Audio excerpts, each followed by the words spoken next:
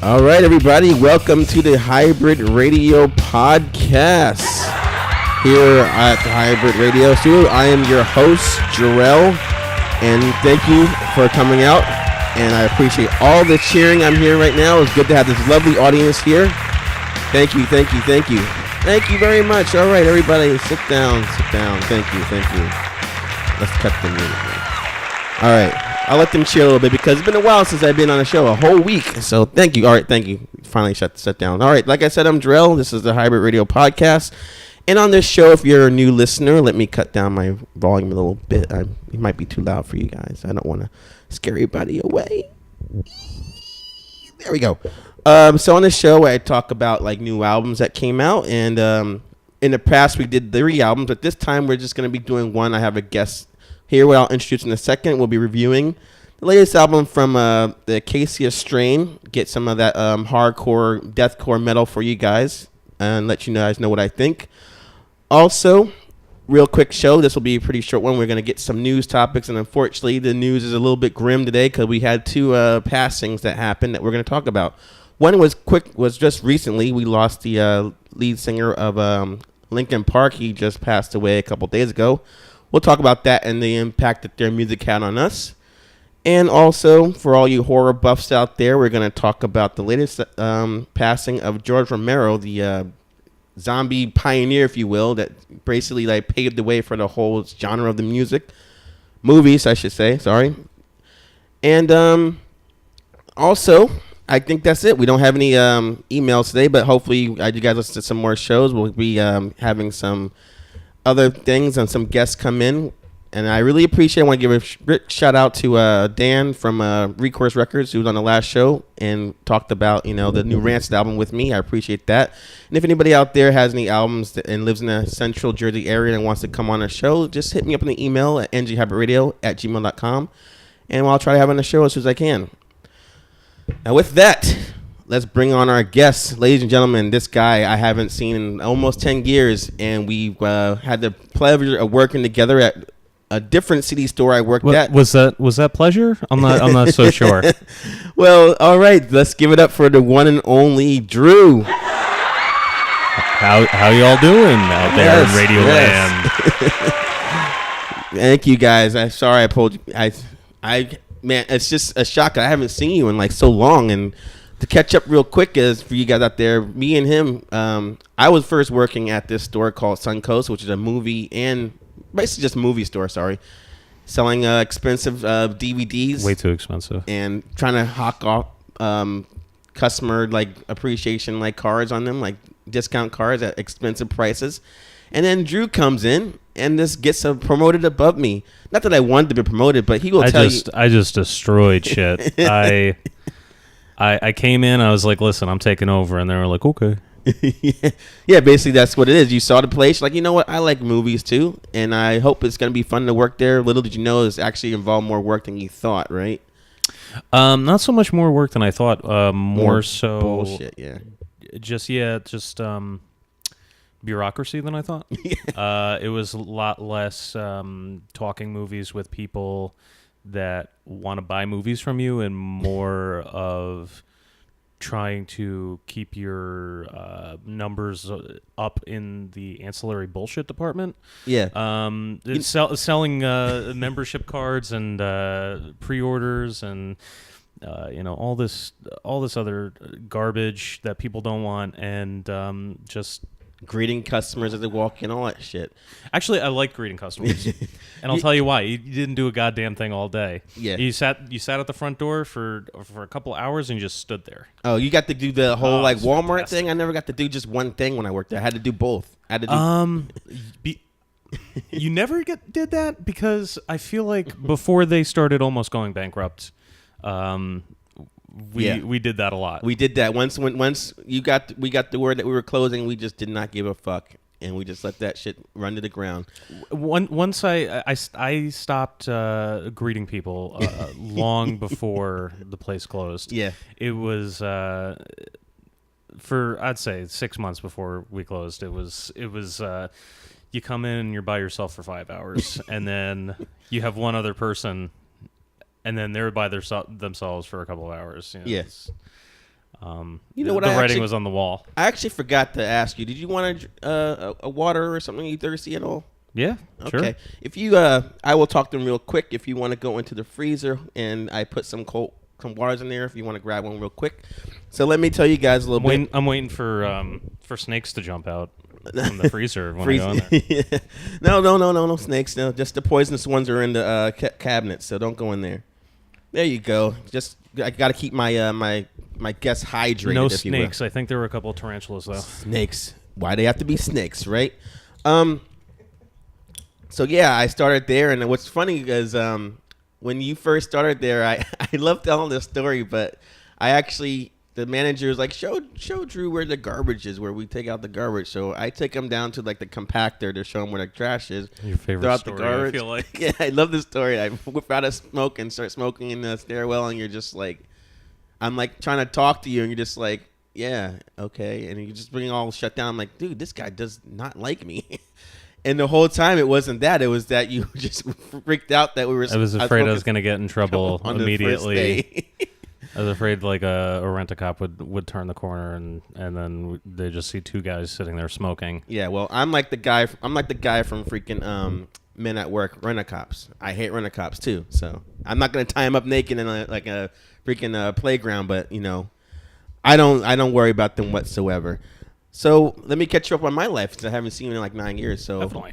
The last time I saw you was, I think. It was 2008. Hopefully I had my clothes on and I was sober. You definitely weren't sober. Okay.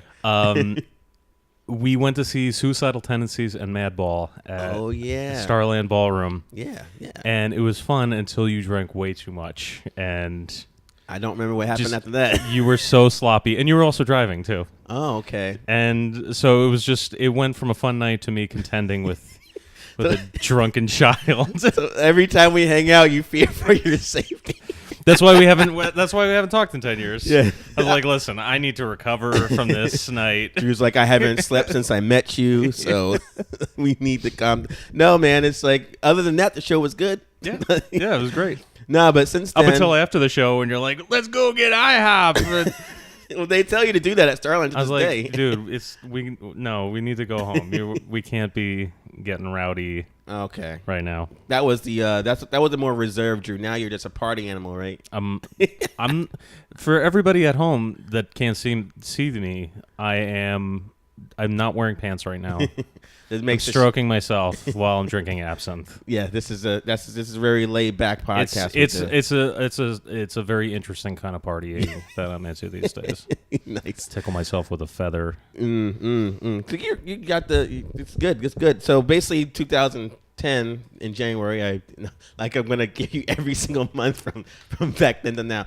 Basically, what happened is the year was January 2010. I actually moved to Somerville, New Jersey, and had my own 1-bedroom apartment for about a month, and then I met my future wife. So I enjoyed bachelorhood for a whole 30 days before she took control, moved in put you in your place. Yeah, moved in about made 3 you months. A man. Yeah. Well, I'm less of a man. I don't even mean in a sexual way. I mean like making you a pillar of the community and responsible and shit like that. Yeah. Because after that came the kids, came the marriage, and then we moved now to this nice apartment, and just basically cut my balls off, and that's what I'm doing. Speaking of which, I have 2 kids now, so I want to ask you your opinion. I'm actually going to now do that surgery, and I know you don't have any children, but a lot of people say out there that I know of. So a lot of people out there say it's a good idea, it's a bad idea, because the doctor might sneeze during castration? Yeah, doctor might sneeze during the process, and what's going to happen now? I'm talking like Mickey Mouse the rest of my life. But I'm thinking, you know what? If they put me under, and I can just do that without having any repercussions down the road, it's worth the money. Well, are we talking castration or are we talking vasectomy? Yes, we're talking the vasectomy. Oh, okay. But you're afraid that it might turn into castration. That's right. That's usually what people say. And also, it's like, you don't want someone with a knife around that area. It's very sensitive. I feel like that's a shitty joke that uncles tell you. What, the castration? Yeah. Okay. Yeah. Well, I unfortunately didn't hear from my uncle, but I'll be honest with you. My uncle did not tell me that joke. You get like hernia surgery, and it's like, oh, make sure that they don't, slip with the knife. The only one I heard is when you get the proctologist thing, and the guy says something like, "Oh, like using your whole fist, doc." It's like, all right, man. Like you told that joke 8 times, and that's the thing. Now I got a day job. You have a day job too. You have to deal with that whole like political bullshit when people come to work and say the same lines, like is it Friday yet? And you know goddamn well it's not Friday, it's fucking Tuesday. Why are you asking that question? It's rhetorical, Jarrell. Why are you asking that? It's better than retail. Retail was the worst. I will take whatever the people I work with have to say over what the people that I used to work with had to say. I mean, not work with, but like people that came into the place. Present company excluded. Yes. If I had to hear when I scanned something and it didn't go through, if I had to hear, I guess it's free one more time, I would have fucking choked a motherfucker. I swear to God. I have unfortunately a second job because that's what kids do to you. And I do have to deal with that, stuff like that. But that's why I don't have kids. Yeah. One of the reasons. Yeah. And also, this is shocking to me. Like, Drew's shocked that I'm no longer driving drunk and, pulling my pants down in public. And you're vaping right now. And I heard from the grapevine that you no longer say no to the lovely alcohol. I wouldn't call it lovely so much as a twisted beast woman from beyond the grave. I feel like I'm Ernest Hemingway right now with that line. Let's try to keep the references hip on this show because I can't really say our audience is that old. I grew up as shitty as it may sound. I was once full of piss and vinegar and thought only in absolutes. And as time went on, I realized, you can have a drink every once in a while and not be a piece of shit. Now he's only full of piss and drinks Absolute.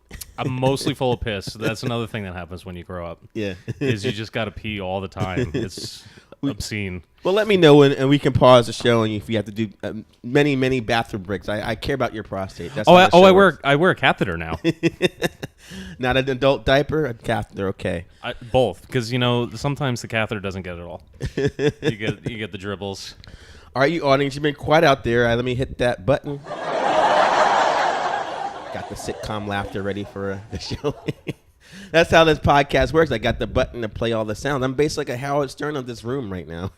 So I'll bringing out some ladies to throw blowing at them in a second. Not. Do people say not anymore? No. Okay. The people haven't said not in about 20 years. Okay. Not. Let's see what else is going on with Drew. I have my notes here that let you guys know a little backstory on Drew, which he's into the funny books. You're a big comic fan. Every May 4th, you are front and center at all comic book stores picking up all your free comics. I love free more so than comics. I'll pick up free anything when it comes down to it. When did you actually get into because everyone's different when it's comics I don't want to use the N word. You can use the N word. Okay.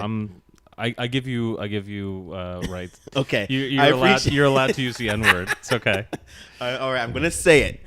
A lot of people say a lot of people say the nerd word, but that N word.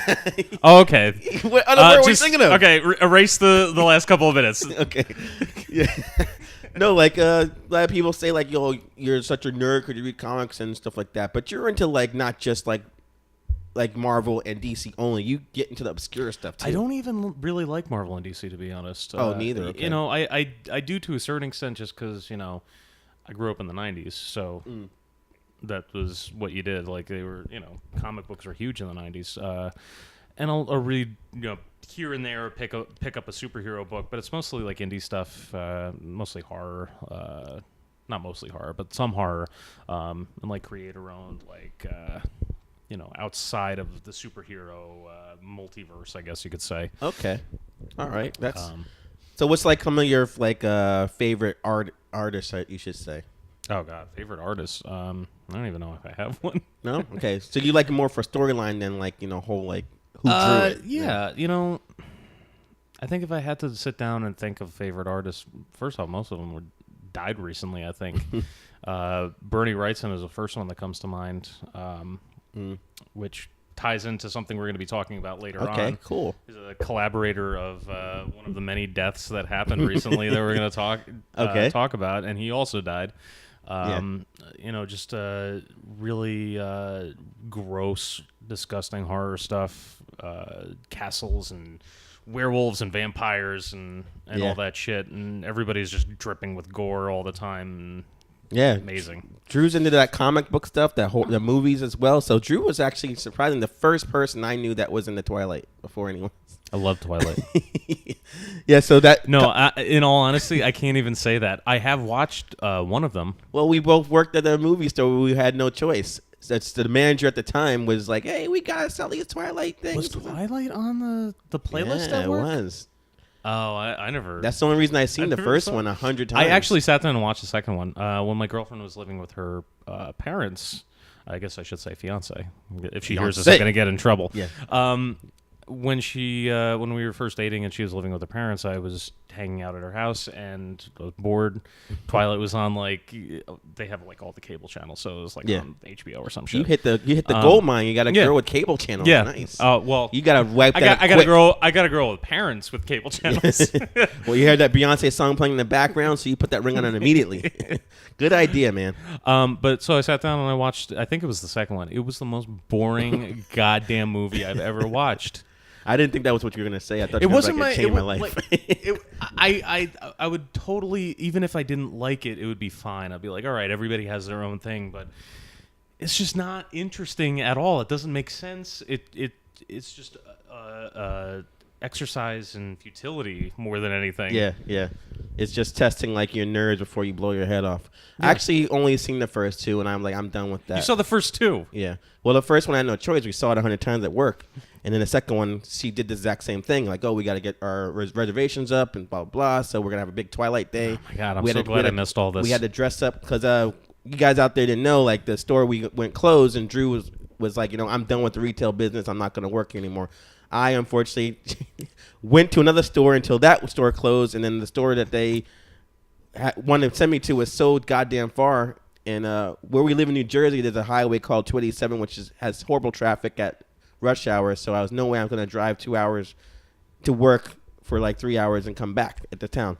But nevertheless, so before that, when it happened, she was playing the same thing, and we had to dress up like Twilight characters. This was after Menlo.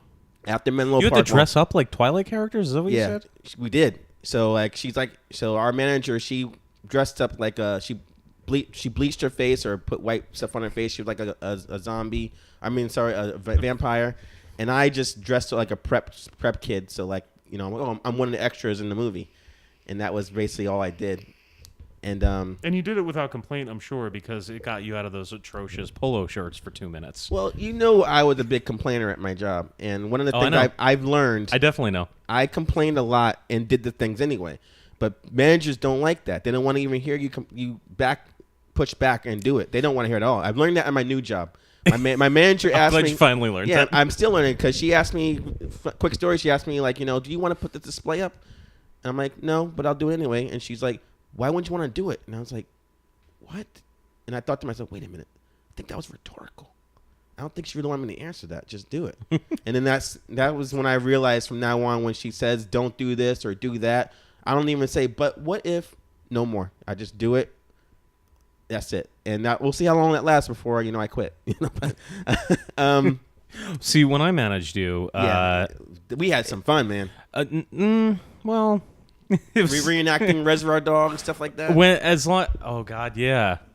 I forgot about that when the tin DVD case came out and you reenacted that whole scene. Oh yeah, I love that part. Yeah, you got tired of that after a while. No, that was fine. Yeah, okay. It was fine when I wasn't the direct manager over you. If it was you and me and somebody else, I was fine. On those Sundays, especially when it was you, me, and Dan. Okay. And I had him that he couldn't shut up and do his job for 2 minutes, and then you would fight me on everything I would tell you to do. Yeah, that was the old Jarrell. Jarrell has changed now. I rip my spine out like as soon as I said I do. I'm glad you met whoever this lady is. Mrs. S. I was gonna say lucky lady. I don't think that's the case. I think you're more lucky that she she straightened you out. It's true. She does straighten me out. She does a lot of the housework around here, and she puts up with my crap. And I'm gonna put on the air right now that I would be dead if it wasn't for her. I'm sure she wanted to hear that. But yeah, I'd be dead. So we mentioned the horror movies, and you were actually off the air, you guys. We'll get into this real quick. He asked me my opinion of the movie, the Kevin Smith movie Tusk. I believe that's what we were talking about, and I absolutely hated it. And you were shocked that me and pretty much all the critics out there didn't like the movie. So why didn't you? No, I understand why the critics didn't like it. I want to know why you didn't like it. Okay, so this is what it is. I might have said it on the previous show, but bear with me if you listen to our previous shows, all you adoring fans out there. I felt like the movie was trying to go for like a comedy horror, and then flip that. It's going for like a dark horror thing where you're like, oh my god, that could happen to me, Human Centipede style. Body horror. Yeah. Then, when it happens, it's like, this is kind of trying to be funny about it. And then for the rest of the movie, it stops there and it's like, all right, now it's time for the comedy, so-called quote unquote with Johnny Depp. And then it's like, this is going on too long, and it goes back and forth. And then when the movie ends, it's like I hate it that the two genres he's trying to put together was not connecting. And then when he does that, and then he's like, I'm going to do 2 more movies. It's like, well, we didn't like it. It's like, well, I'm doing movies for me. All right, well, if you're doing movies for you, why don't you just screen it for yourself? Why are you showing it to all of us? All right, I don't care what you say. Yoga Hosers. Boom. We're watching Yoga Hosers. It's like, this movie's terrible. I'm sorry I'm getting off the track, but I think it's the I actually same. haven't. Yeah, I mean, it is. I haven't seen Yoga Hosers yet. Okay, I'm sorry. It's in my Netflix queue. I plan on watching it just because I like Tusk so much. Tusk is better than that. I'll say that.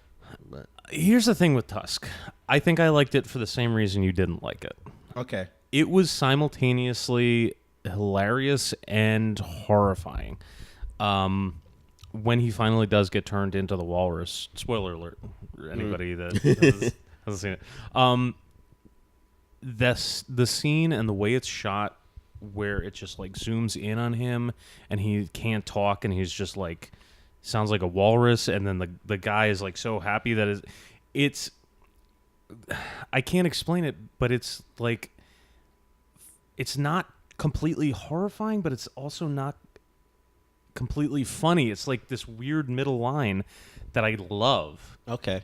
And you brought up Johnny Depp, and I fucking can't stand Johnny Depp, and this was no exception. Right. He is awful. Yeah. Not all Johnny Depp. Johnny Depp of the last 15 years or so. Yeah. He can't do anything without a fucking weird costume and a goofy accent. Right. And this was the same shit. Mm-hmm. The whole diner scene with him was like nails on a chalkboard. I thought the scene with him talking to the guy at the barn was worse than that. Where they were on the porch? Was that the porch? I think it was he the runs porch. into someone in there. Where he runs into him. Yeah. That was actually kind of interesting because it was almost like a something out of like The Usual Suspects, where he like finally tracks him down and he's interviewing him. For those that haven't seen it, Johnny Depp plays a cop, right? And he's looking for this serial killer that turns his victims into walruses, or tries to. Yeah. He finally tracks down the actual guy that's been doing this, and the guy is like playing kind of like a simpleton. Like right, yeah. It's really interesting. It's almost like this weird Kaiser Soze scene. Right. And I was fine with that. I was fine with once they finally. I mean, I'm giving away the entire plot here. I'm fine with. You're sparing the audience once they actually find the Walrus Man. Where it like his performance was fine except for the diner scene because he was just so fucking over the top. Right. And it was obvious that Kevin Smith did something that Tim Burton hasn't been able to so far, and reined Johnny Depp the fuck in for 5 minutes so that he could actually be in the movie and be coherent and not be just fucking nails on a chalkboard for everybody. Yeah. Okay. Well. I think same character in Red State. I thought that movie was horrifying too, and he went from beginning to end making a horrifying film. Not too crazy about how it actually ended for a particular character that got killed. But, you know, other than that, I thought it was a really horrifying movie. This movie seemed like they're trying to be funny and, like, horrific at the same time. And I feel like that works better in, like, you know, like Gremlins or, like, you know, other horror comedies. Yeah, like, what kind of horror comedies are you into? That's the other question. Like, just to get, like, a baseline Tucker idea. and Dale versus Evil. I like that I love kind of Tucker stuff. and Dale versus Evil. All right, cool. So we were, that's the kind of comedy I like. So you like comedy over horror more so with your horror comedies? Let's clarify. I do not like Ginger Dead Men and shit like that. I don't like when it's like. Yeah, I don't like when they're sci-fi original movie, that type of thing. Yeah, I don't like when it's stupid funny. That stuff is a mixed bag. But if it's like, oh, it could happen, but this is kind of funny, like Eight-Legged Freaks or something like that. I can't think of one off the top of my head, but something like that. But giant tarantulas could happen. You hear it first, people. We're gonna get all Alex Jones on this. The giant tarantulas are coming for you. They're putting fluoride in your water, and it's gonna turn your tarantulas giant. You heard it here first. Infowars.com. CGI tarantulas. The globalists are coming with their giant tarantulas. Sharknado, things like that. The first one anyway, not the fifth one or whatever. That's not a good example, but. I like Sharknado. You know, I like a vintage Sharknado. Yeah. The first one is just like, you know, it's got hints of realism. You know, it's like fine wine. You know? But then after they missed the whole point of the film. Sharknado 5, that's like $2 chuck. I can't even get into it. My palate is too sophisticated. Yeah. So I guess that's like what's great about you, and as we get into our topic about George Romero, is like you're a horror connoisseur. To a certain extent, I think that you know, I think that I could definitely see more horror movies, as should everybody. I think I have a pretty good handle on the genre as a whole. I guess you could say. Yeah, I remember me and you went to see. We used to go on dates to movies a lot, like back 10 years ago. Yes. And we knew. I remember this from the get-go. We knew we're not going to like this movie. And it reminds me because I just saw a trailer for they're bringing it back. But we went to see Saw 4. Was that Saw 4? I lost track after the third one. And we sat in the theater waiting for it to start. We're like, we know it's going to suck. But why are we doing this? And he died in the previous one. So why are we here? And then it was pretty bad. And it was really bad, like you said. And to your credit and mine, that was my last Saw movie. I was like, I'm done, and I stuck to it. I've seen bits and pieces of the rest of them because you kept going. I am currently living with a woman whose parents had all the cable channels. Okay. So now I have all the cable channels, unlike Sam Jackson, Pulp Fiction. Yeah. My girlfriend is a vegetarian, which makes me a vegetarian. Okay, so just don't knock my table over and shoot me. I won't say the W word. I won't say it. I won't say what. I just said it. There it goes. All right, I'll tell you something, though. Saw 4, that was awful. I think we saw it on Halloween, if I'm not mistaken. Mm-hmm. One of the worst Halloweens I've had. It was boring as hell, and I was in bed by about 10 o'clock. Yeah. It was not due to the company. The company was fine. It was you and, if I remember, one of my friends. And there was the three of us, but... this is just a bad movie. But what was good was Saw 3 was also not that great. But and I hope this doesn't offend you, Saw with a lot of people of color, we'll say. Oh, Saw 3? Yeah. Okay. There was a lot of yelling at the screen. And I got to tell you, depending on the movie, that really enhances things. Yeah. With a franchise like the Saw franchise, I feel like you need somebody... yelling, bitch, don't go in there. I haven't had that happen to me since Child's Play 2, but I guess I got to go to the movies more often. Taking it old school. Yeah, that was the last time I went to a movie and had someone behind me saying, Chuck is going to go. Chuck is don't go in there. Bitch, you crazy. It's like, all right. What the fuck is this? And finally, I want to mention that Drew is a big metalhead, if they want to be called that. Is that insulting to say metalhead? Yeah, no. I mean, I don't know what we. I think the proper term is Hesher or Hessian. Okay. But that's a little bit underground. It's a little. That's kind of. It's kind of like the other N word. We were talking about the one N word earlier. There's like the other N word. Yeah. Like we can use that, but you can't. I feel like. I'm sorry. I'll take that back. Just metalhead is fine. But metalhead is fine. Yes. Okay. Yes. So but let's not get it twisted. Drew is not into Poison, I guess, stuff like that. You like the extreme hardcore metal. Glam metal. I think it begins and ends with the first 2 Motley Crue albums and the first 2 Twisted Sister albums. Okay.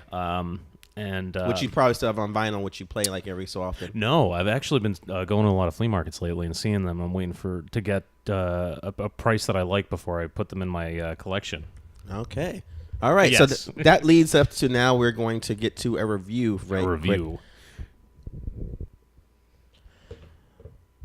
All right. So let's get into this Acacia Strain album, The Grave Bloom, and here to help me review it is Drew, metal expertise and hardcore connoisseur, if you will.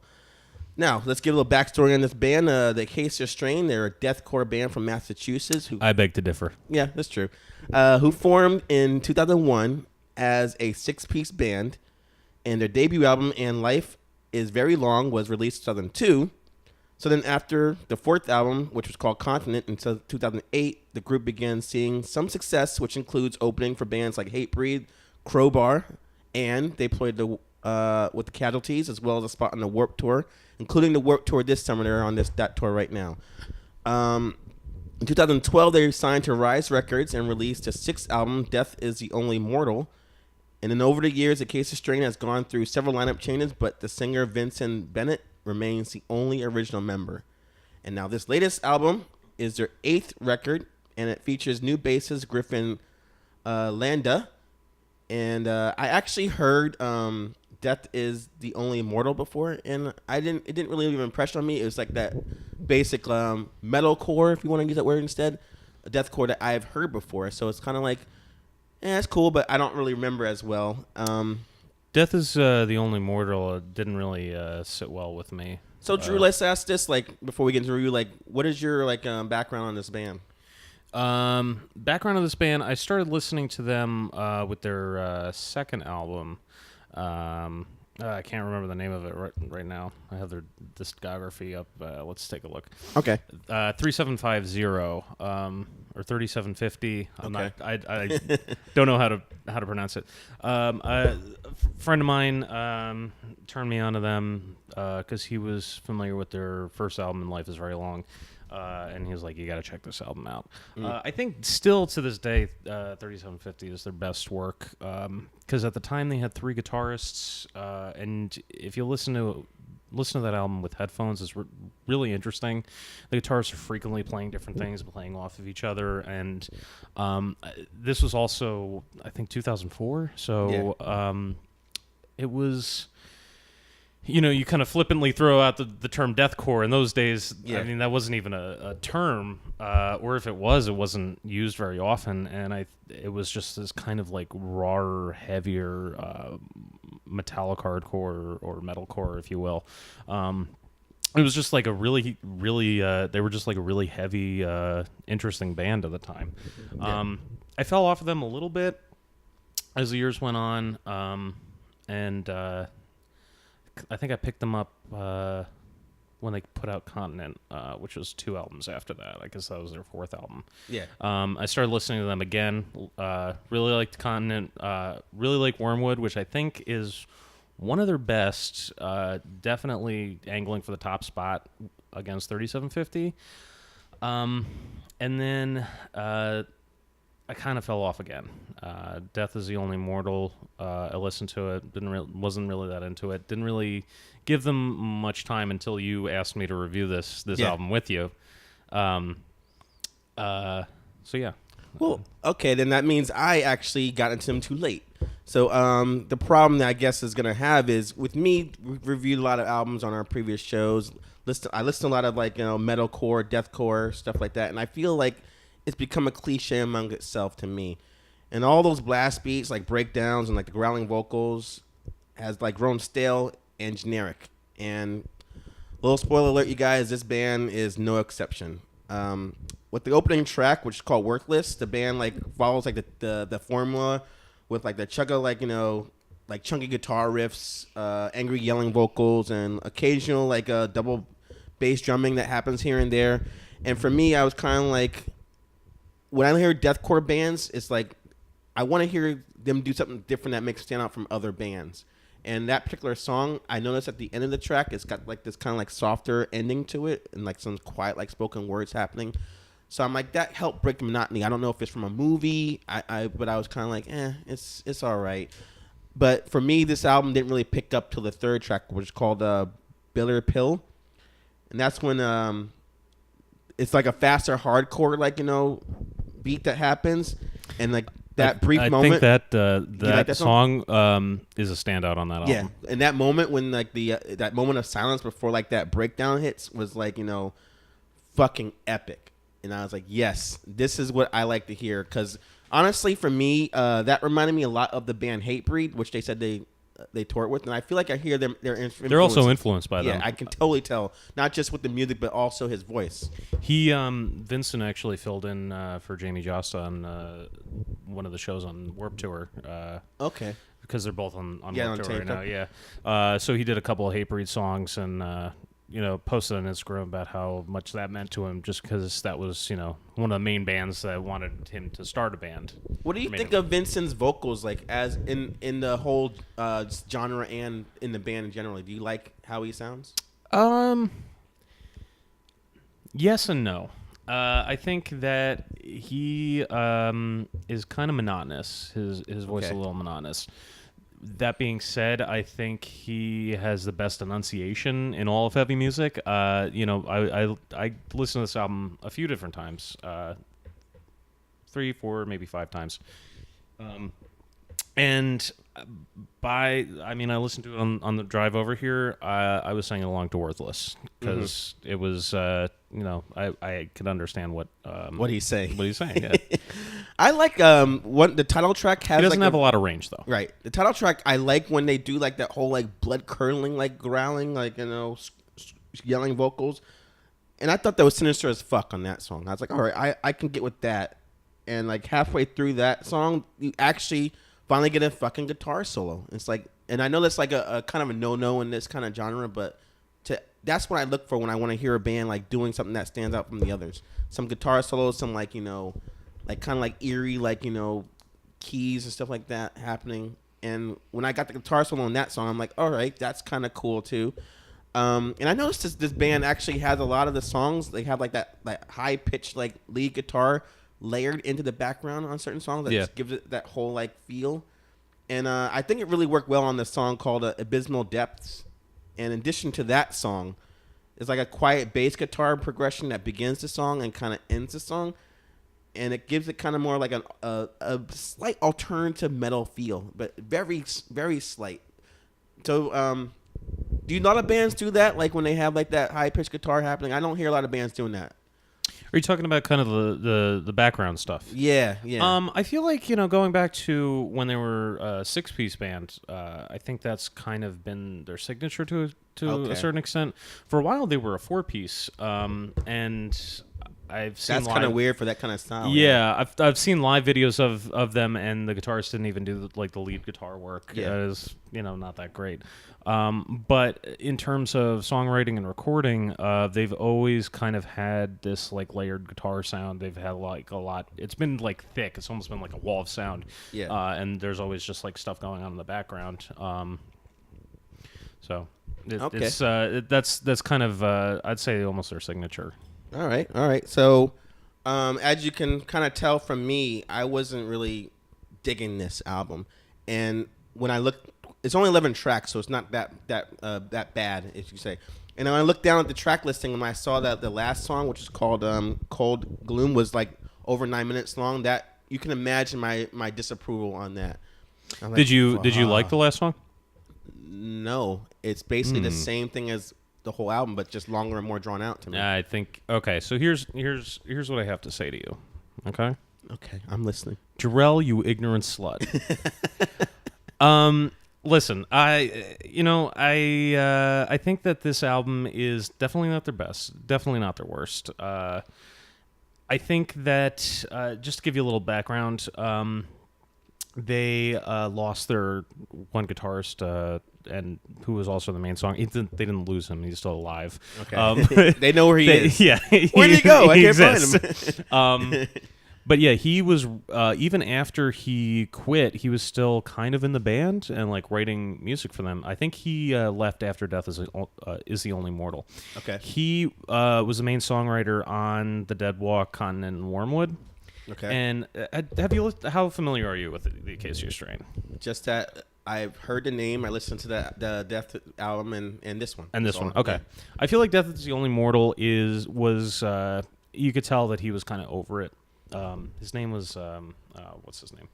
He let me just look this up so I can, for those listening at home, could understand who I'm talking about. Okay. Daniel Laskowitz. Okay. He was I don't think he was an original member, or maybe he was, but he I think had been in the band almost as long as Vincent, or no, he has been in the band as long as Vincent. Yeah. And like I said, he was the main songwriter. Uh-huh. You could tell that he was kind of not into it anymore with Death is the Only Mortal. It's kind of, it all sort of sounds the same. Mm-hmm. It's kind of bland. Nothing's happening on that album. I didn't really care for it when I first heard it. I think I've listened to it maybe 2-3 times since I've heard it. And it came out 6 years ago, something like that. Yeah. But if you listen to Continent and Wormwood and The Dead Walk, there's almost like a pop sensibility to it. It's very formulaic, but kind of in a good way. Right. There's a lot of hooks. There is verse, chorus to a lot of the songs, a lot of lead work that just gets stuck in your head. And that's what I've kind of had a problem with since he's left, even though Death's the Only Mortal was really the exception to his songwriting prowess, I guess you could say. Overall, he's a really good songwriter, and the lack of his presence is really felt, I feel like, on this album. Okay.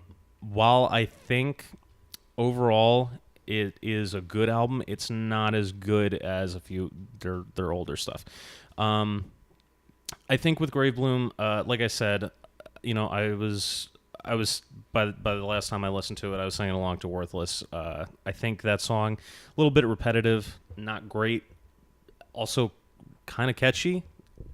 I didn't that's the thing. It's so it's not a faster song. Like a lot of the songs on this album are there's a lot of mid-pace slow, stuff. Mid-pace. It's kind of it's just going through the motion of metalcore or the genre. And for you guys out there, I think we're gonna get to our ratings right now, and this is how it works for all you new people.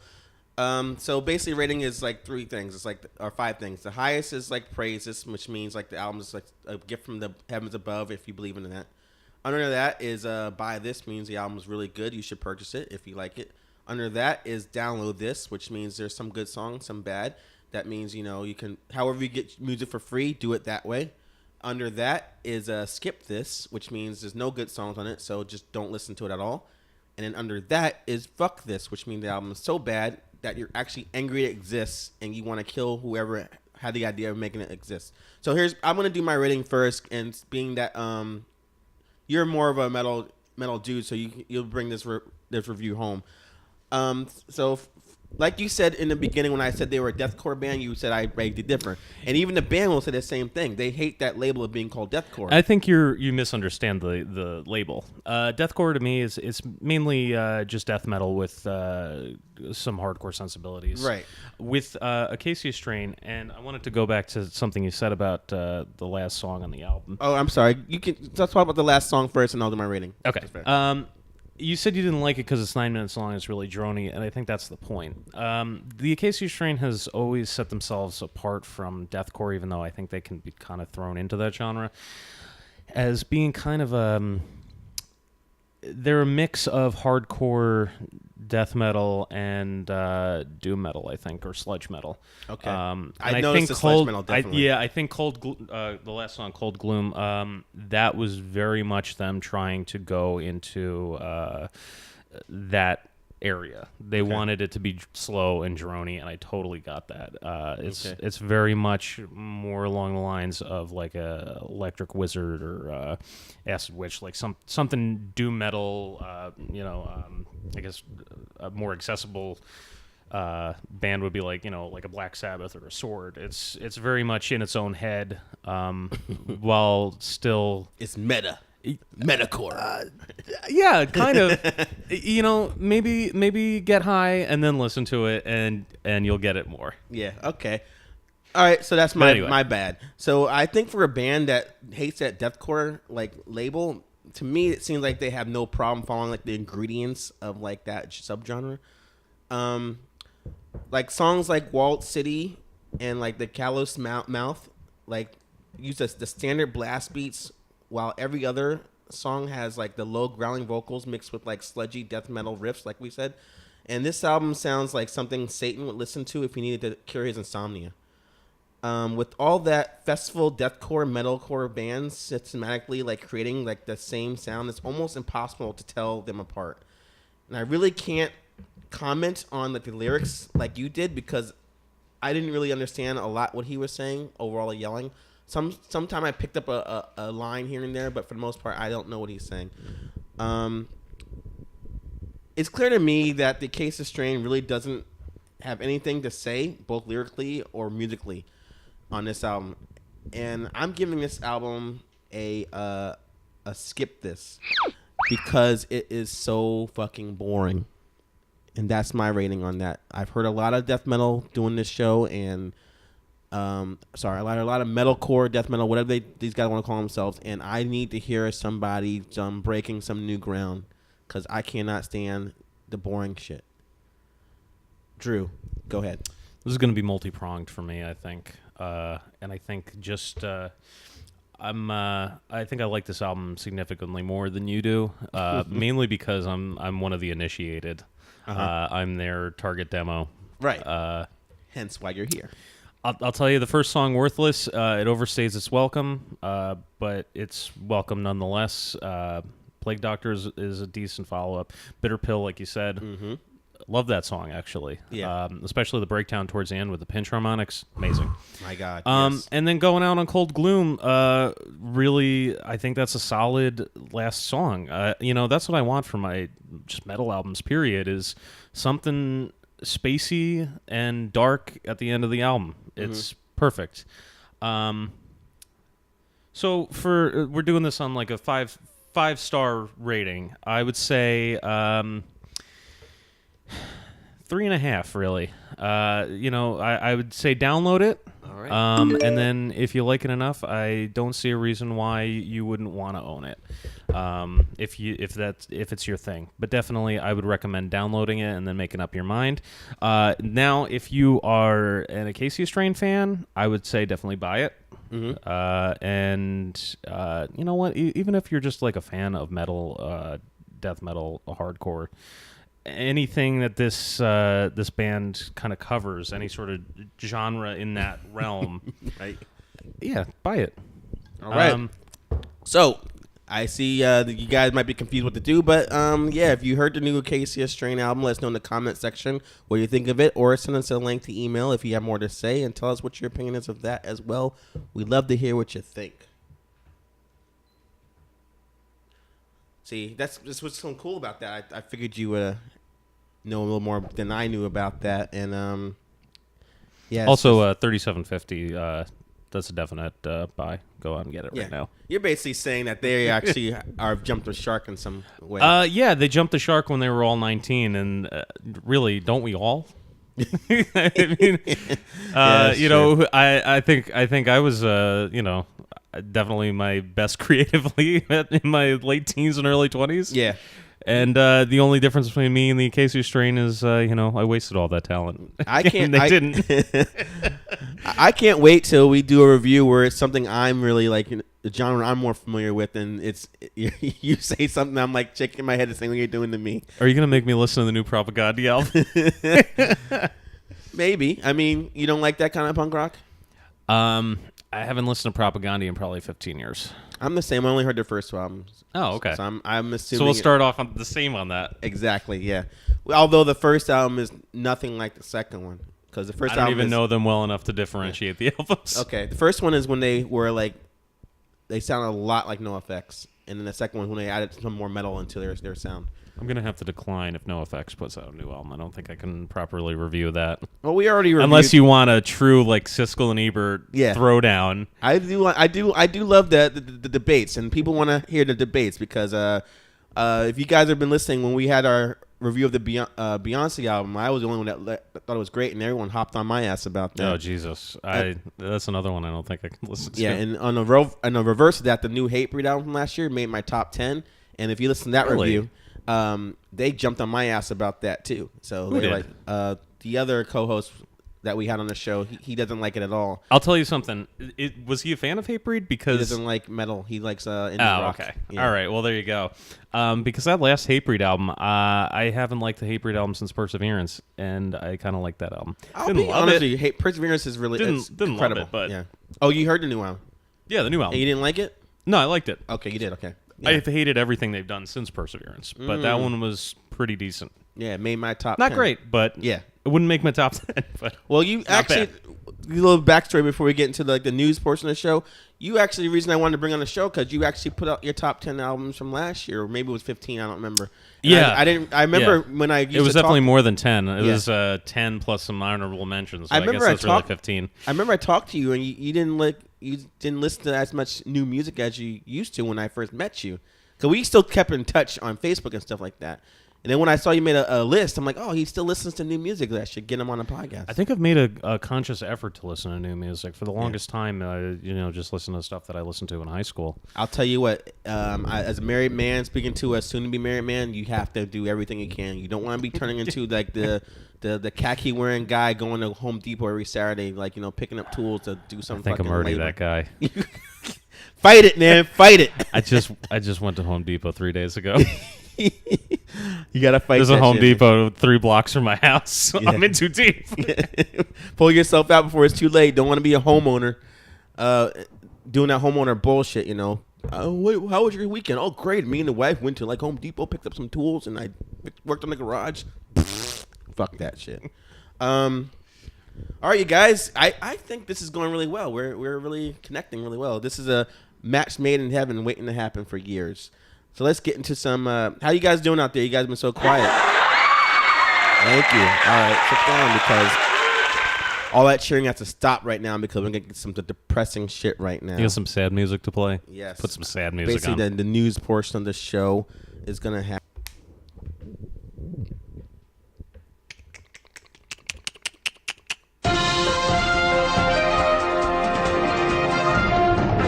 All right, let's get some music news now, or just news in general. And sorry to break this. We got some tragic story because we were just talking about metal music, and now let's get into some rock stuff. We just found out a couple days ago that the lead singer of Linkin Park had committed suicide by hanging. And I got this news from the TMZ. They broke the story immediately. Of course they did. Yeah. Ever since the Kramer thing happened, they've been everywhere. So law enforcement source, very, very topical reference. Yeah, the Kramer thing. So law enforcement sources say that Bennington, Chester Bennington, lead singer of Linkin Park, was home alone at the time of his suicide, and they were told that his family was out of town and he was found upstairs by an employee.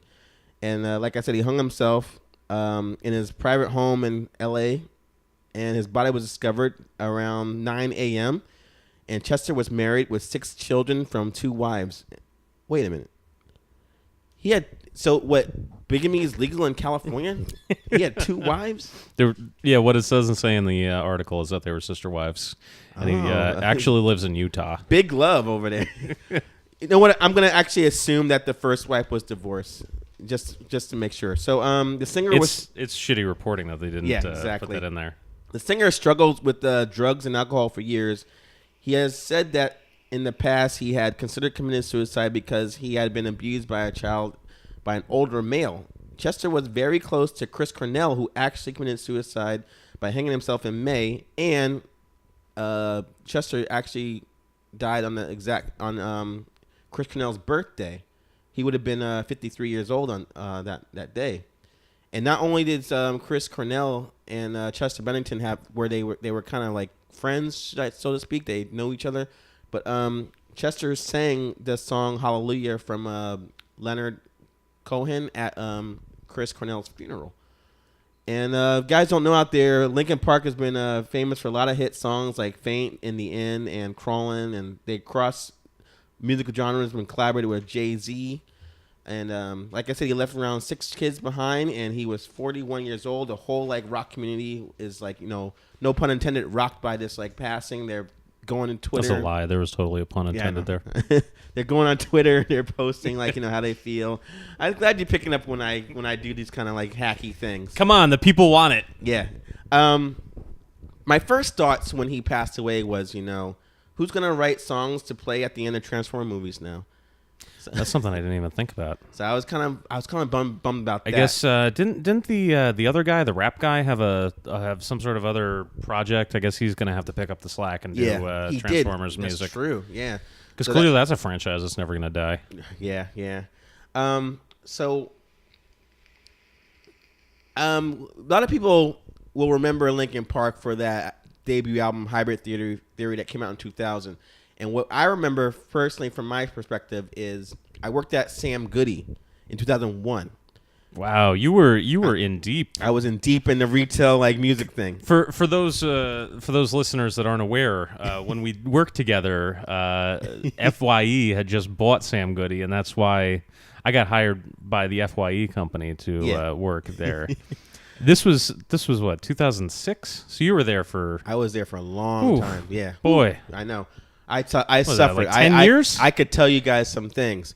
Now, when I started working at Sam Goody, 2001, no lie, every, I would check the billboard. We could get the magazine at our store, and every week you check the top 10, and Hybrid Theory would be number 2 every week, and it's no joke that we would sell like a cop. Everyone would come in, because back in the day, people used to buy CDs. It's crazy, right?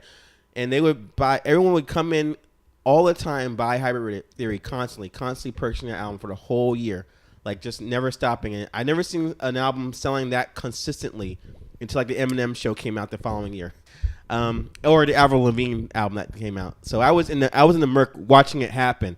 And what's crazy about the album is it was like a product of its time in a way. Very much. The whole new metal movement that was happening, all those bands that came out, the rap rock, they were pioneers. You got your Papa Roaches out there. You got your Slipknots, all that stuff. A little more heavier than Linkin Park, and they were the band out there that everybody loved. And basically, that was an album that when we talk to our grandchildren about, that is basically something that every person owned that record and heard it from front to back and can tell you stories about it. My perspective is a little bit different than yours. I'm actually interested in hearing, because talking to Drew about this earlier before we did the show, is I get this kind of feeling that even though Drew is like this hardcore metal dude, I talked to people that back in the day, they were like, you know what, I used to listen to Korn and now I don't anymore, but I used to listen to Limp Bizkit, and then that was my gateway to better stuff or Deftones. I get this vibe from you, Drew, that you never liked Linkin Park. I need to talk to you about something right now. It's very serious. Okay. Let me set the stage for you. The year was 2000. Mm-hmm. Everybody was wearing Jinko jeans. Chain wallets were everywhere. Chain wallets were everywhere. Ball necklaces. Limp Bizkit had the top song. Yeah. And I had a Linkin Park CD. Okay. No, yeah. Here's the thing. I see a lot of backlash, a lot of jokes about him killing himself because Linkin Park sucks. That's kind of in the metal community. That's right. That's kind of they're fake metal. If you're of a certain age, you definitely had that album. Right. That came out in 2000. I was definitely very much into new metal. When that album came out, I was starting to get away from it. That was one of the last new metal albums I ever bought, was Hybrid Theory. I was starting to get into death metal. I was getting really into Cannibal Corpse and Morbid Angel, and I was trying to start a death metal band. To date myself a little bit, I was 15 at the time, or about to be 15. I listen to WSOU, who, if you are aware, if you're in New Jersey, that's, one of the main radio stations that you listen to for cool music. And they would play, Morbid Angel came out with an album the same year. They would play Morbid Angel and Linkin Park back to back because, Linkin Park wasn't Linkin Park at that point. They were unknown. And they had that one, whatever the first song was off that album. I don't even know if it was a single. One Step Closer or something? No, the one before that. Okay. All right, gotcha. I can't remember the name of it, but they used to play that song all the time, and it is really catchy. And so I ended up going out and buying that album. And I think about 6 months to a year later, I was like, "This is stupid. I don't like this." So yeah, that's my confession. I owned a Linkin Park album. I'm basically saying that Linkin Park for us was like the Frampton Comes Alive of our generation. Yeah. Everybody has that record. And you're the only person going out there saying you jumped off the ship like quickly. I jumped off hard.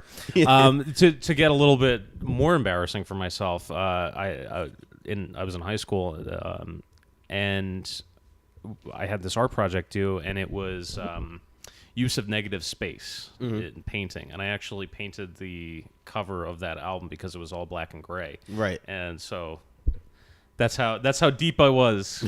But I gave it up. I came around and I decided to stop listening to them.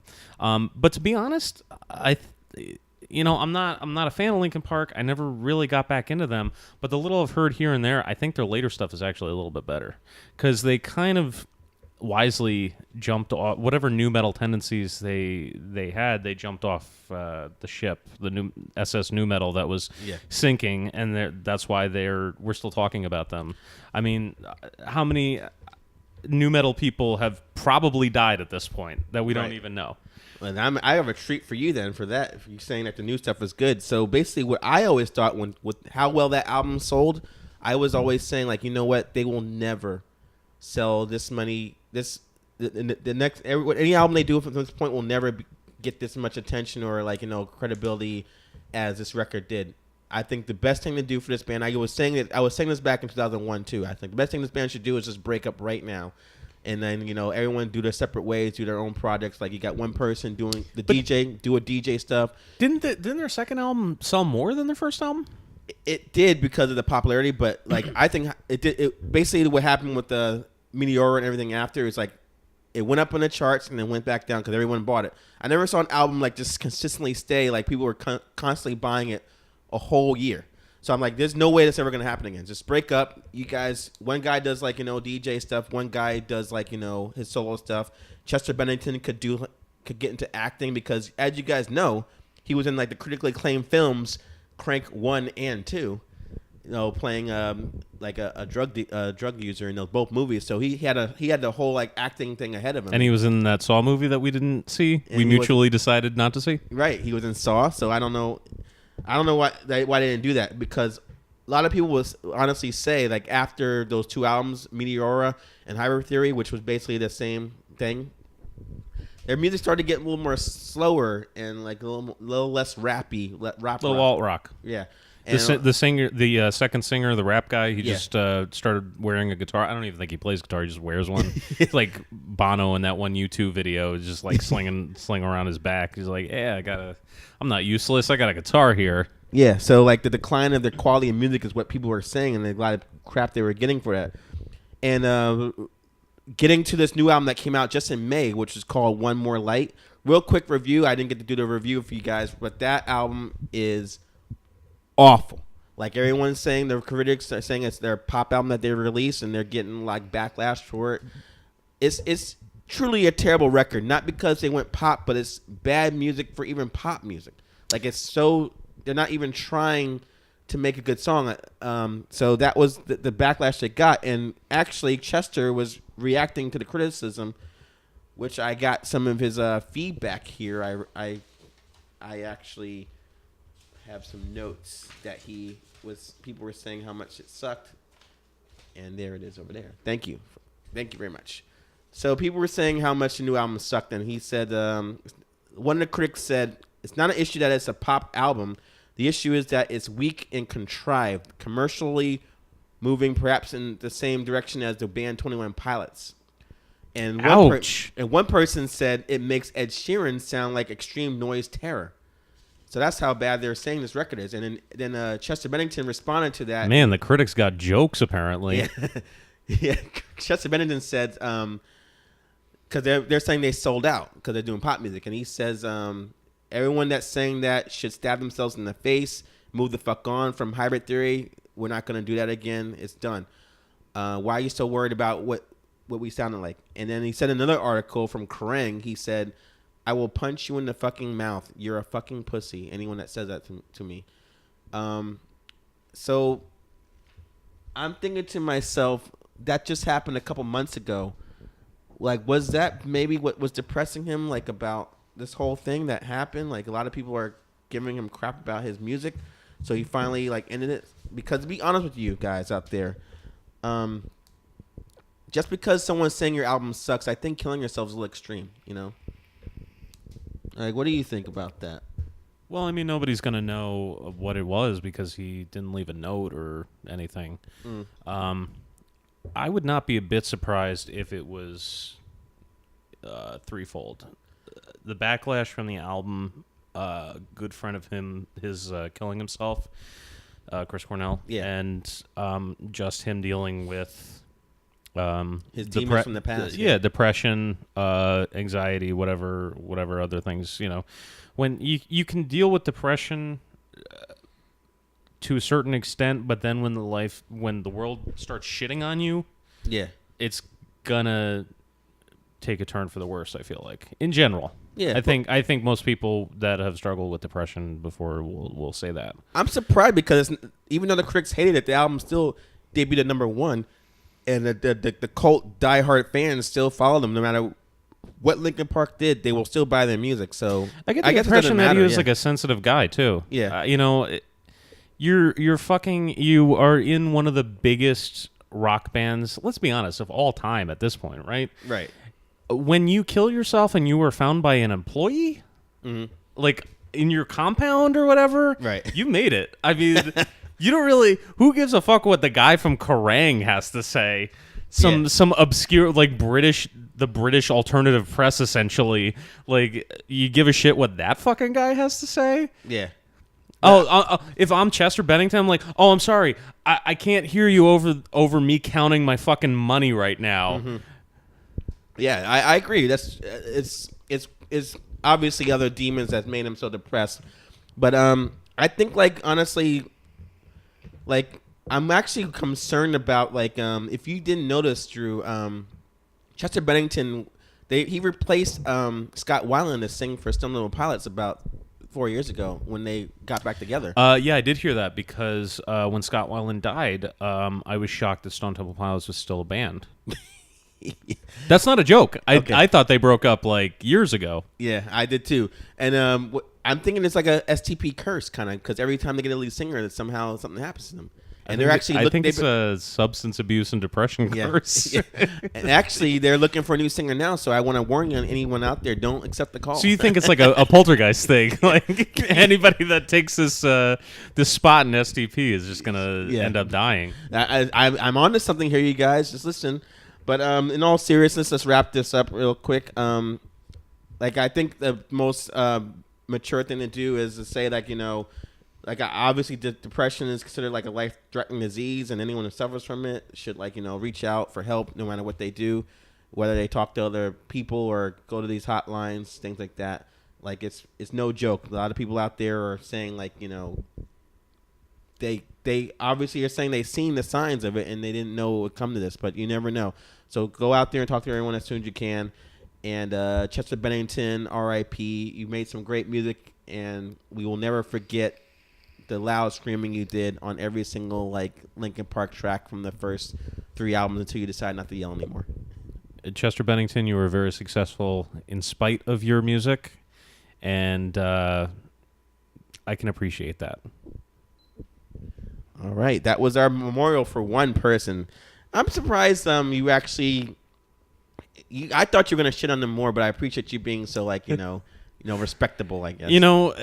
Wait until his corpse is cold and in the ground before you start shit talking him. That's my opinion. Yeah.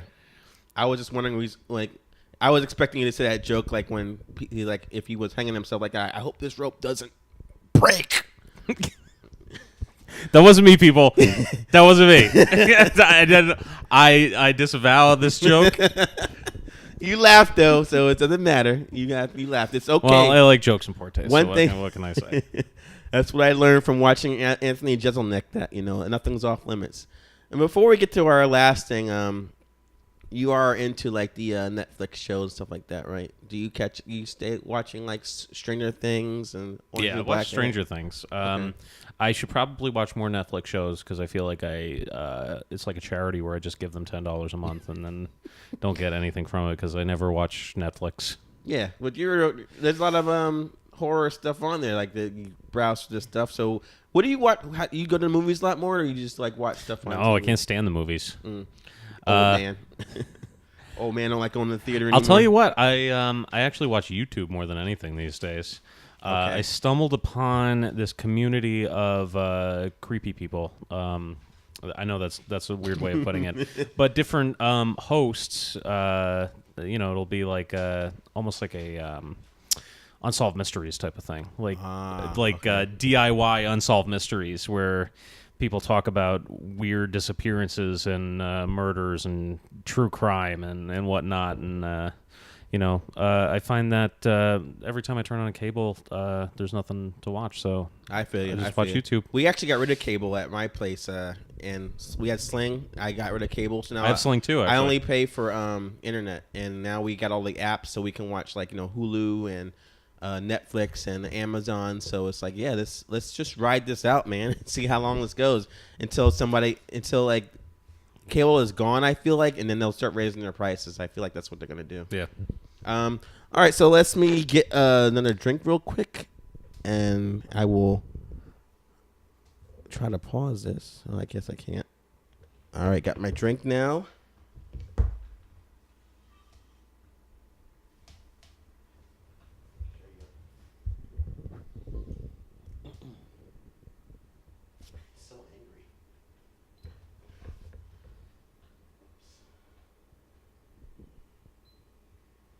Sorry. The thing about this is it drains batteries fast, so I gotta change the batteries. And obviously I should. All right, let's try this again.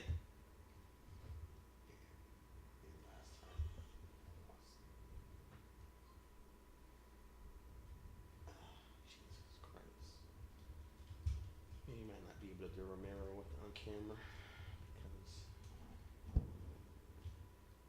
thing is funny.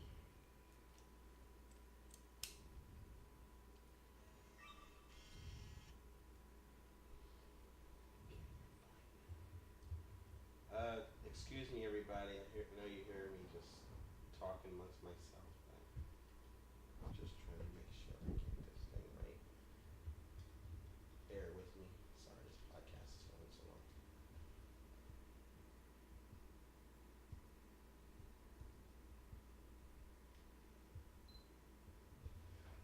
All right, here we go. Thank you for being patient, and now we have to do a little tribute again. I got the story from Variety. The great director George Romero, who wrote the movie and directed the movie Night of the Living Dead, died at 77 years old. Excuse me. So he passed away in his home listening to the score of The Quiet Man, one of his all-time favorite films, and he had his wife Susan Romero and his daughter Tina Romero by his side, and he passed away after a long battle with lung cancer. So basically what happened is Pittsburgh, on a budget of $114,000, he made the movie Night of the Living Dead, which has become a cult classic. Romero's friends and associates in his Image 10 production company pooled their funds to make the film, influenced by the novel I Am Legend, which was the black and white film about a group of people trapped in a Pennsylvania farmhouse who prey on a horde of the undead, was said to be a critique of capitalism during the counterculture era. So after that movie, he directed films like There's Always Vanilla, Season of the Witch, and The Crazies. And then he even made that movie in 1977, the movie called Martin, which is like a vampire art house film.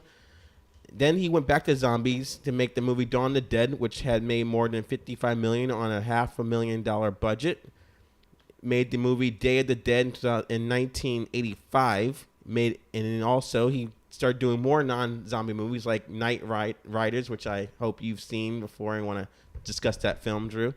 Also did the movie Creepshow, written by Stephen King, and Monkey Shine, and also Edgar Allan Poe movie Two Evil Eyes, and Bruisers. His executive producers and updated his screenplay of the movie Night of the Living Dead in 1990. They made a remake of that film. Romero also appeared in the movie The Silence of the Lambs, and he was originally set to direct Resident Evil, but left the product due to creative differences. So I'm kind of, because I like the movie. The creative difference was he wanted to make a good movie, and they were like, no, it has to be B-movie bullshit all the way. All right, we'll talk about why you did not like the movie that I guess maybe because I was so jonesing on the game, that's probably why I liked it and stuck with it. And I know you were there when we saw Extinction, the third one. We did, and I even back when I had Netflix before the streaming, I rented the second one so that I could get caught up on the story so we could see it in the theater. Yeah. So dumb. You were so confused if you didn't watch that one. Yeah. So after that movie, he made the movie Land of the Dead in 2005, which he filmed in Toronto, which had Dennis Hopper in it and John Leguizamo. Following that, continuing that whole zombie storyline he was doing, Diary of the Dead in 2008 and Survival of the Dead in 2010. He worked on video games and wrote comic books as well. And he's survived by his wife, Suzanne, and his daughter and 2 sons. And I wanted to actually get Drew on this thing because you actually broke the story on Facebook to me, and I was like, no way. Because when I see stuff on Facebook, I immediately go to Wikipedia, the trusty source, to confirm, and it didn't say it was dead. It didn't say it was dead. So I'm like, I think you got your stories wrong. I'm about to text to Drew, I think you're wrong about this. I'm like, no. I think I'll check, Google itself just to make sure, and sure enough, you were right. Yeah, I Googled it to make sure. It was because it was shocking until I found out how he died, which he had lung cancer. If you've ever seen an interview with George Romero, it smoked like a goddamn chimney. Mm. So the takeaway is quit smoking. Well, he was actually around that time of the Humphrey Bogart, so it's not his fault. He was during that product at that time. Although, if he was still smoking when they stopped running cigarette commercials and Flintstone episodes, then I don't know what to tell you. He was. I wouldn't be surprised if he was smoking up till the day he died. There were pictures and video of him at horror conventions where he was just with fans, puffing away. Yeah. There's 2 schools of thought. You don't want to die prematurely because of lung cancer. At the same time, maybe you want to smoke and die at 77. Maybe 77 is enough for you. It goes back to Lemmy from Motorhead. Yeah. I mean, he died at 70, which, could he have lived into his 80s or 90s? Sure. But he pretty much died of being Lemmy. Yeah. Lemmy was the kind of guy you didn't think was ever going to pass away. It's sort of like the Keith Richards of metal. Yeah, but he died. When he died, they did an autopsy, and they thought it might have been prostate cancer that killed him, but there was so much wrong with him that they're like, I'm not sure exactly. It's probably the prostate cancer. And I thought you were gonna say they cut into him like TARDIS, shot out of his chest. It's just black sludge that came out of him, and metal ghosts, stuff like that. But you know what? If dying at 70 but having Lemmy's life is not. It's a trade-off. You can't live until you're 90 and just be a methed out fucking drunk rock and roll god. You got to choose one or the other. And that shit is fine for some people. So George actually lived to the tender age of 77. He actually led a good life. What was your you have any non-zombie stuff before we get into like the whole thing we're gonna talk about? Like, what was your what got you into his films, and what do you notice about his work? Well, when you called me a horror aficionado earlier, and I was you humbly agreed, reluctant to kind of agree with you. This is one of the things. I've only seen a few of his movies, to be honest. Okay, so all the ones I've seen almost all the Dead movies. Okay. Didn't see what was it, Survival, I think, just because I wasn't a big fan of Diary. Right. And I saw Bruiser, and Creepshow, both Creepshows, of course, classics. And I've been putting off seeing Martin and the Crazies and a lot of his other movies for years now. I've only seen the new Crazies. I thought it was okay. That's what I've heard. I've heard that the original was at least a little bit better. Yeah. And it's actually in my queue on my horror streaming service Shudder at home. It's just sitting there. And one of these days, you know what? I got nothing to do tomorrow. I'm gonna do it. I'm gonna watch the Crazies tomorrow. All right, you heard it here first, folks. But yeah, so what was the question? What got me into it? Yeah. Probably Night of the Living Dead. That was definitely the most, I guess, the first like splatter movie, I guess you could call it, that I ever saw. The first movie with not only a black protagonist, but the first movie ever. They're coming to get you, Barbara. Yeah. So it was kind of revolutionary to put a black protagonist in a horror movie, and he lives pretty much most of the film. Yeah. When I was a kid and you're watching Friday the 13th movies in the 80s, like, you're like, that black guy's dead. Like, yeah, especially it's like, shit. Dead. He gets like 2 lines, he's gone. Especially Friday the 13th part 5 with the guy that would go on to have the illustrious career of starring in Joanna Man. Oh, he was in that? Yeah. Okay. No, Joanna Man himself got stabbed in a porta potty by not Jason. Spoiler alert, everybody. Okay. Someone stabbed him. A guy in a hockey mask stabbed him. Yeah. Stabbed Joanna Man to death. It might have been Jason, maybe not. Maybe like someone from the Islanders. Who knows? And he was also in Return of the Living Dead. He had a fantastic Jerry curl. Bring it back around. Lived almost the whole movie, but the only reason he died is because everybody died. Yeah. Return of the Living Dead, that's the comedy horror movie. Yes. I would argue better than Night of the Living Dead. Well, obviously, it's not hard. More enjoyable for me anyway. This goes back to our discussion of horror and comedy. You're talking about an 80s movie versus a 60s movie. Yeah. Big difference. Yeah. So, like, when you like the Night of the Living Dead first, when did you actually see that? Like, as a kid? Oh, God. How old was I? I think I was maybe 13. My neighbor that lives across the street from my mom, there's this old lady that swore her house was haunted. It was actually built as a bar in, like, the 1700s. And it was a place for Revolutionary War people to drink at. It had this crazy fucking history. She swore it was haunted. She said she saw a ghost there. She had paranormal investigators coming. This was like in the early 90s, so she was way ahead of the curve. Yeah. This was pre like Sci-Fi Channel, Ghost Hunters and all that shit. Right. And then she ended up dying in the house at the ripe old age of 98. And then this couple who were relatively young bought the house specifically because it was haunted. Okay. And they were kind of disappointed that nothing weird happened to them. But anyway, so as you can guess, they were big Halloween people. They ended up getting married on Halloween, and every year they had a Halloween get-together, Halloween party / anniversary party. And they did like kind of a haunted house in their basement. And there were all these like nooks and crannies in the basement, so you would turn a corner and there would just be like a skeleton in a coffin with a strobe light. Yeah. And one of the things they had was this like 10-inch, 13-inch TV with a built-in VCR and a bunch of like old horror movies next to it.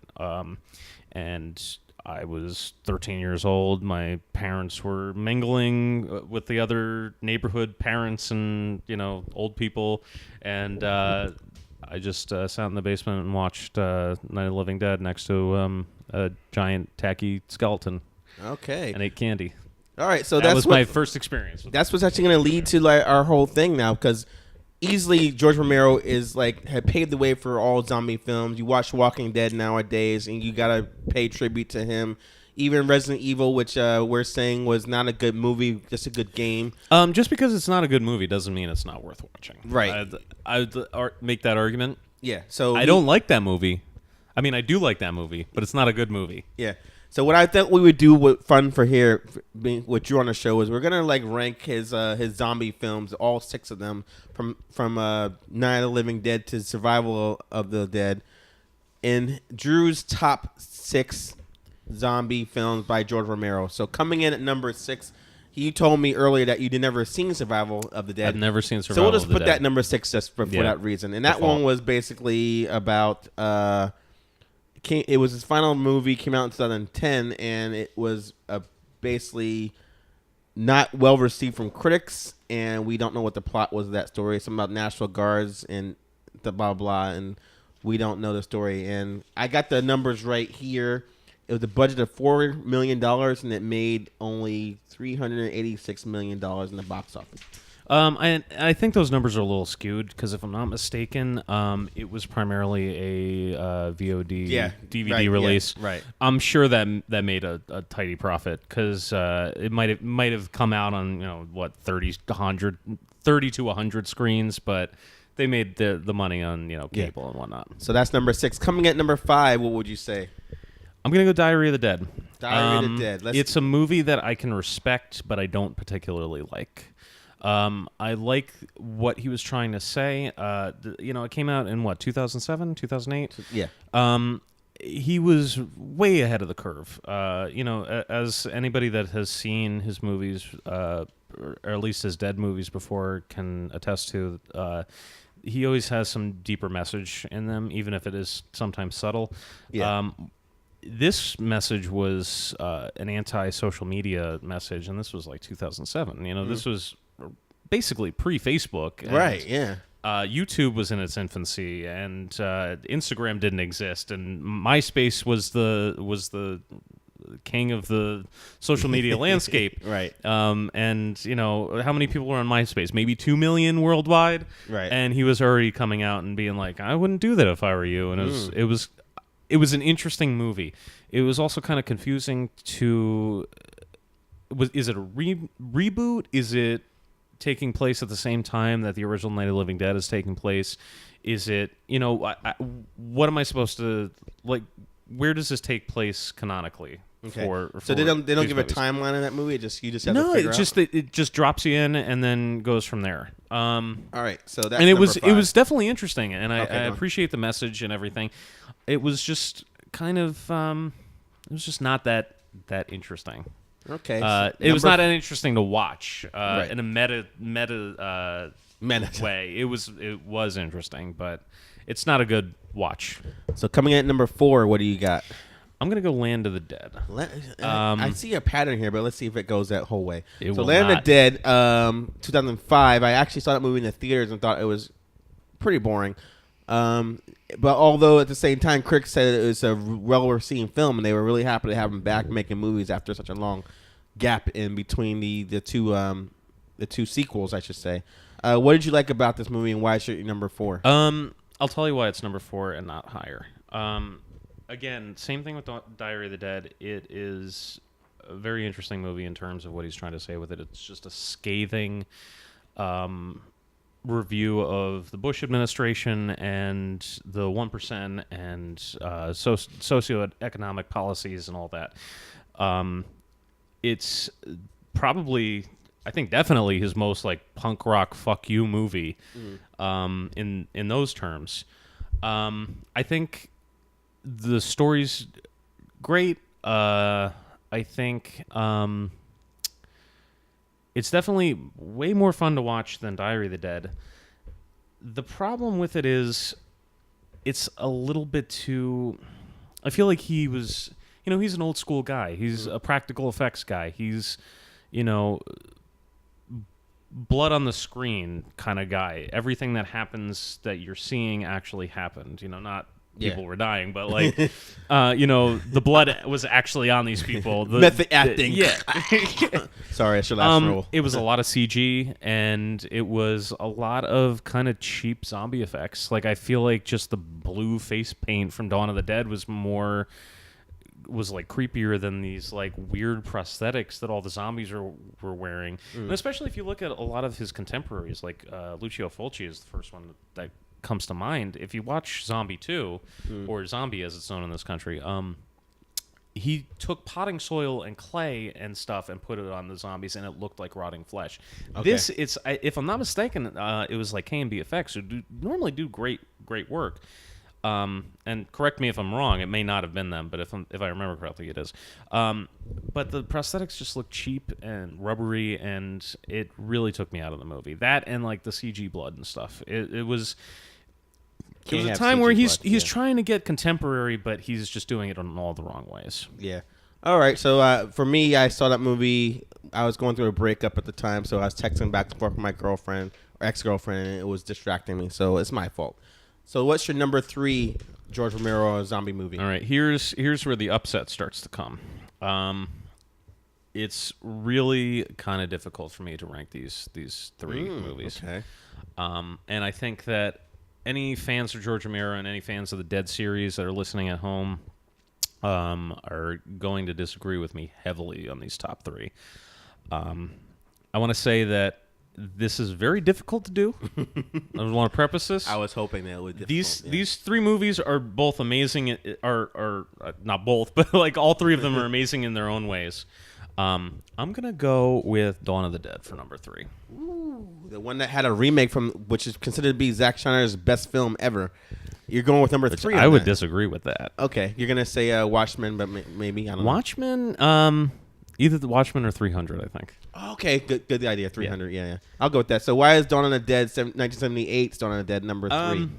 It's just a That's fun, the mall movie. Yeah, it's a fun movie. Again, the anti-consumerism message. His messages are always on point, always great. Someone's head got blown off in the beginning, which was pretty cool for the 70s. Yeah, It's over the top. It's fun. There's slapstick. It's just a fun movie, and then it's just really dark, which I'm surprised you like it after your critique of Tusk, where it just oscillates between being good. There's a pie fight with zombies in the movie. A biker gang fights zombies with pies. It's absurd. And then, I probably like the remake better because I've seen it more. But I see what you're saying. And then there's it's just oscillates and it so drastically between absurdity and horror that you just can't not like it. Kind of reminds me a bit of the ending to They Live a little bit. It reminds me a little bit of that whole like things are going down. And it's really definitely silly. dark, and It's silly at the the same original time. ending. It was even darker because the main characters, what he wanted to do was have them commit suicide. They were gonna kill themselves with the by sticking their heads into the what is that called? The blades of the Helicopter. helicopter. Yeah. Okay. It went a little bit less dark with the actual ending, but still pretty dark. Yes, good. So, all right, this is where it's going to be a tough one for you right now. It's even tougher. What is your number 2 zombie movie from George Romero? And this is where, if there are any horror fans or George Romero fans listening, they're gonna fucking hate me. Night of the Living Dead. Okay. I screened that movie at a Halloween party about 3 years ago, just with the sound off, but at the same time had the closed caption on. Didn't get much of a reaction from the audience, but why would you put that number 2? Black guy lived too long. Yes. Listen, I'm trying to make America great again, okay? It's really difficult to rank, like I said, these three movies, especially with the cultural significance of Night of the Living Dead.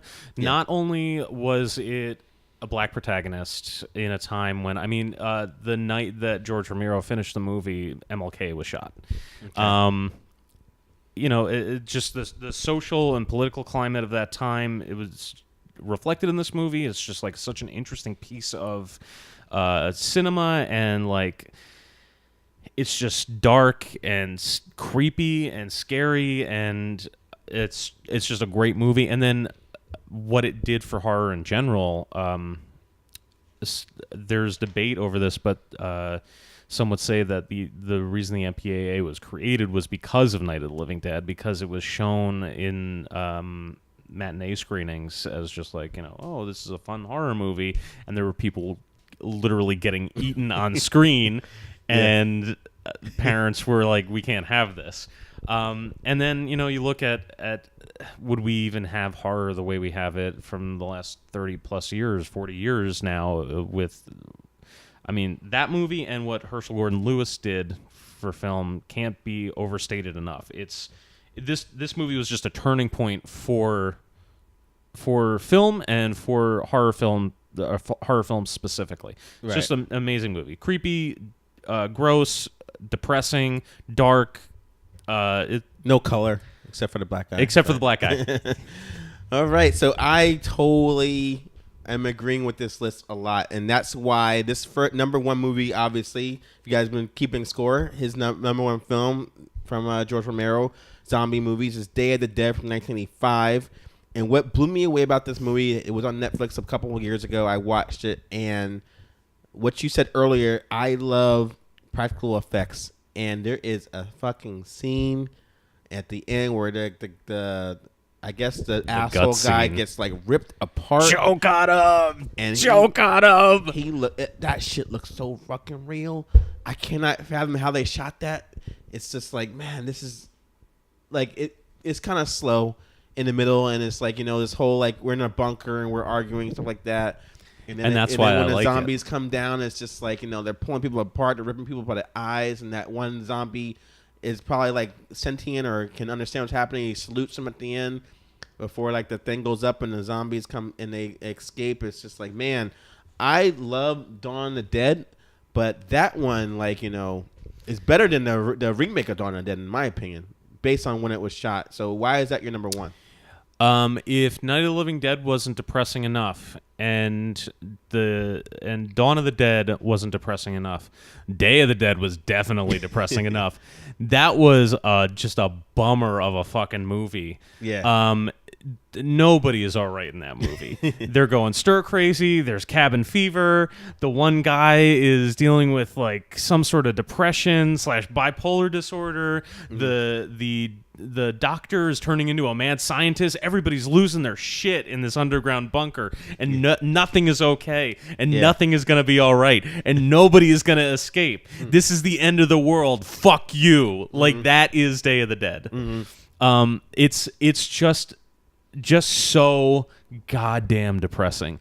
And then, as you bring up, the practical effects. I mean, if Dawn of the Dead was fine in terms of zombie carnage, this shit looked real. It was definitely a product of its time, and he, as he had done leading up to this, George Romero kind of reinvented the wheel by going, all right, I'm gonna inject some new blood into the practical effects here. I'm gonna hire a young Greg Nicotero, who would go on to do K&B effects with Howard what's his face Stern. And who are currently killing it on Dawn of the Dead. That's the only part of that show I like. And it was just disgusting, and like, you feel bad for a zombie in it. Right. It's that fucked up. There's a part in the movie where, if I can, give away a big part of the ending of the movie, the doctor gets killed. And then the zombie that he's been teaching to be human, essentially. He's been training this zombie to not eat people. The zombie is sad over the doctor's death, and you just feel sad for the zombie. That's the kind of movie it is, and that's why it's my number one. Yeah. It's just a bummer of a movie. That movie plays a lot of whole questions that, like, can a zombie really be brought back to, like, human, like, thinking? And I was really surprised that they were going that route, but I was like, all right, it's the 80s, so I'll let it slide. But nowadays, when you're watching, like, your whole, like, they won't even touch that in zombie stuff now, like, except unless you're talking about warm bodies. That it's a lot more cerebral than, even in those days. It came out around the same time that you had Reanimator and Return of the Living Dead. And with Reanimator, it was just like, well, what if we can reanimate certain parts of a body, and how is this going to be beneficial to humanity? So it was kind of thinking in that way. And then Return of the Living Dead, they had a whole, the whole like, oh, we only eat brains because it helps us feel better and all this shit. Yeah. But Day of the Dead took it in almost like a more scientific direction. It was very, very like weird and cerebral, and I mean, I love that. That's man. why it's number one. I think that's awesome. That's a good list, man. And yeah. So basically, what we're saying, George Romero, you were a pioneer of his kind, and you will be truly missed in the whole zombie genre. And I promise I'll watch Crazies really soon. Yeah. All right, that was a good show, man. So I want to ask real quick, like, what do you think of the Walking Dead comic book versus the TV show and nowadays? I've been reading. I started reading The Walking Dead actually when we were working together. Didn't mention it to me. I didn't know that. My wife talks about that. I'm like, what are you talking about? I never heard of that. Yeah, because I feel like I was always reading comic books in the back break room. And we were always like, what's going on back here? What is this bullshit? You got to return. Yeah. It's not something I feel like came up very often, except for when 300 came out on basically, DVD. like I'm catching you beating off, and I come in, you just what? Nothing. What are you doing in here? I was going over my files. How you going over files? You're in a briefcase. That's a mystery. Were you watching Spank Division? No, go on. But yeah, so I started getting into comic books again when we were working together. I stopped reading them when I discovered Music and Girls, and I started getting back into them when I was in my early 20s, and that was one of the first comic books I started checking out. Wish I bought a lot more of the single issues, because now that it's a TV show, that shit goes for mucho dinero. Yeah. So you like the but show? yeah, so I watched, read the first 6 or so trade paperbacks, and I started reading it monthly. I started reading it on issue 37. It's up to issue, just read 168 today. Mm-hmm.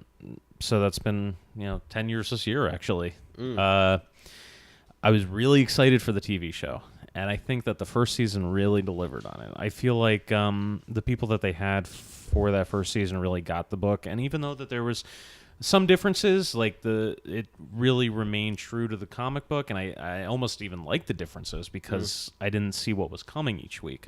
I feel like after that first season, it just went downhill. It got really boring. You didn't like the farm scene, huh? I thought I struggled through that season. The farm was so boring. Until the end, when they all, I won't say the whole thing, but the end of the second season, and when shit goes down. Yeah, at the end it started picking up, but and then you're in a prison. Nothing happened. And the prison was kind of cool, right? No. Okay. No. It was. I couldn't get into it. I really struggled. And other than it being boring, the characters don't do anything for any reason. There's no real characterization. They just kind of do things for the sake of doing things. There's numerous times where a character did something like that doesn't make any sense. Like one of the things I struggled with for a while. And this is sounding way more important than it actually is. But in the first season, the CDC guy, you find out in the second season that he told Rick that the zombie virus is inside of everybody, and when you die, you're going to come back. Then one of the characters gets bitten in the leg, and all of a sudden they're cutting his leg off. Why are they cutting his leg off if they know that he's going to become a zombie regardless when he dies? Wouldn't you want to treat the small wound, instead of making a bigger wound? You lost me, right? So he didn't want to become a zombie right away. That's why he didn't want to. No, you become a zombie when you die. Yeah, I got that. You don't turn into a zombie when you've bitten by a zombie. You don't? No. Oh. That's what the CDC guy said. Really? I feel like I'm the only person that picked up on this. I didn't pick up on that. Yeah. You find out in the second season that the CDC guy says that when you die, you become a zombie. So people can get bit by zombies and never become a zombie? You don't become a zombie. So the virus is already in you. So how do they become zombies? And when you die and then you're resurrected. Oh, so they get bitten to death, you're saying? Yeah, if he died from that wound, then yeah, he would become a zombie, but he wouldn't just turn into a zombie. No, I'm just trying to figure out why there are zombies everywhere. Then how did everyone die? That's what I'm trying to figure out. Just from getting fucked up by zombies. Oh, okay. Cool. If a zombie comes up and bites your jugular and then you lose enough blood and then you die, you become a zombie. Okay, so everybody that has zombies. If a has zombie died. bites you and you survive that zombie bite, you're not going to become a zombie. So the show doesn't Really? follow its internal logic. I didn't pick up when he was. I know you're talking about the guy from Truman Show. I know who you're talking Take about. your word for it. Yeah, he was the best friend in the Truman Show. I know who you're talking about. That's the scientist in the first episode, and the black girl. They decided to stay, and the place blew up. Yeah. Okay. So And he whispers something to Rick at the end of the first season. I like your balls. Yeah. You gonna tell us what he ever said back there? It's not important. Carl. All right. So I decided to jump ship for season 8. I'm Jesus Christ! How did you make it through? They tease you hard with the Negan thing. They got me good last season. Who did they kill? And they show you who they kill. I'm like, oh man, guess I gotta keep watching. And then when I kept saying to myself, I'm done with this show after that. And then when we got to the end season and it ended season finale, I'm like, good, no cliffhanger that I care about. So I'm fighting it. And plus, we got rid of cable anyway, so I have no choice. Yeah. I have to wait till it's put on Netflix in the following year. I told my daughter, I'm like, I'm going to do that instead. I'll watch it when they put the new season up. I'll watch the previous one. You watch it while you're cleaning the house, or exactly.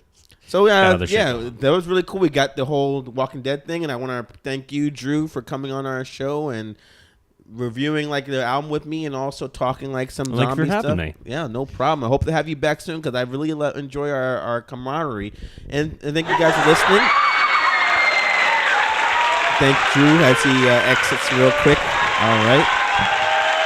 So as you guys know, our shows are very like random until I can find some more co-hosts so we can do more reviews.